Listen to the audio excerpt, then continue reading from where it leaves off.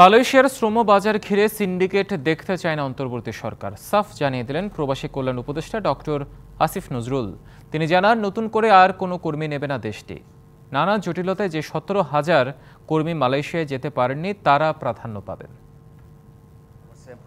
শনিবার বিকেলে রাজধানী প্রবাসী কল্যাণ ভবনে শ্রমবাজার সম্প্রসারণ ও শ্রমিকদের স্বার্থ সংশ্লিষ্ট বিষয়ে বাংলাদেশ প্রবাসী কল্যাণ মন্ত্রণালয় ও মালয়েশিয়া মানব সম্পদ বিষয়ক মন্ত্রণালয়ের মধ্যে চুক্তি সই হয়।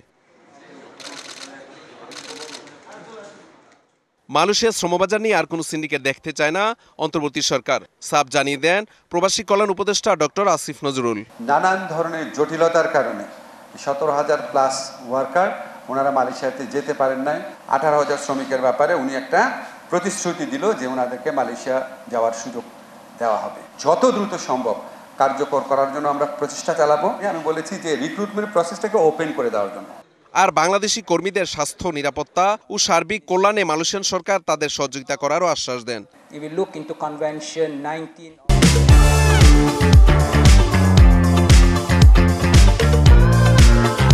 এই চুক্তির মাধ্যমে মালয়েশিয়ায় বাংলাদেশি কর্মীদের পেশাগত নিরাপত্তা ও স্বাস্থ্যসেবার জন্য মালয়েশিয়া সরকার তাদের সার্বিক সহযোগিতা করবে। তবে এই চুক্তিটি ঐতিহাসিক আখ্যা দিয়ে দুদেশের মধ্যে সুসম্পর্ক জোরদার করবে বলেও জানান তিনি।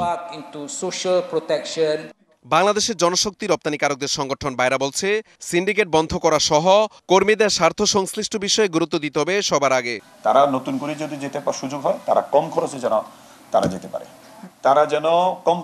যেতে পারে সেই অ্যারেঞ্জমেন্ট করতে হবে। যদি আমরা আবার তাদেরকে উপকার করতে চাই, আবার 1.5 লক্ষ টাকা চাঁদা দিতে হবে FWCMS এর সিস্টেমকে, এটা যেন কোনোভাবেই কার্যকরী না হয়। নতুন করে মালয়েশিয়ার কোনো কর্মী নেবে না। চলতি বছরে নানান জটিলতায় যে 17,000 কর্মী যেতে পারেনি তাদের নেয়ার বিষয়ে চেষ্টা চলছে বলে জানিয়েছেন প্রবাসী কল্যাণ উপদেষ্টা। Mahmudul Hasan Nazim, DBC news, Dhaka.